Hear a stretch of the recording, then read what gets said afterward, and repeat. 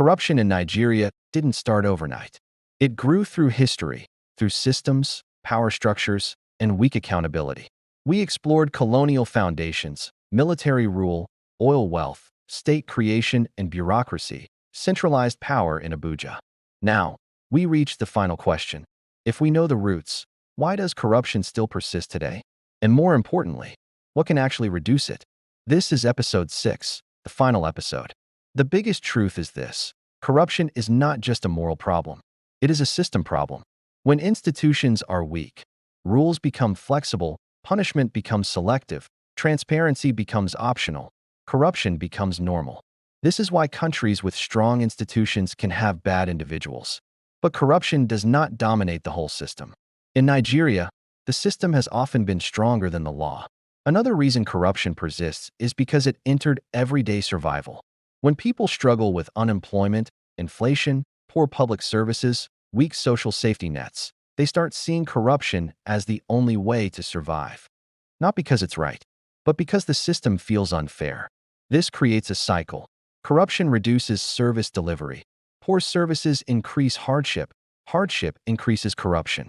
In many cases, politics is treated as an investment. When campaigns are expensive, political offices control contracts and allocations. Accountability is weak. Some people don't enter politics to serve. They enter to recover expenses and profit. This creates patronage, political rewards, contract sharing, favoritism, weak enforcement. When politics becomes business, corruption becomes strategy. Here's the key: you don't fight corruption with only slogans. You fight corruption by changing incentives and systems.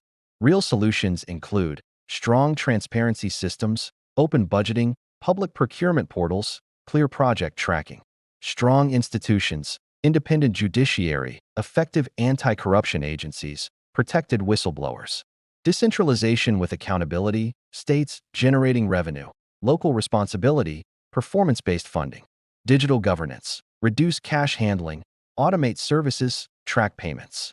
Digital systems don't remove corruption fully, but they make it harder. Corruption is not a Nigerian destiny. It is the product of history, and history can change. The real battle is not only against individuals, but against weak systems. If systems improve, corruption reduces. Thank you for watching this documentary series.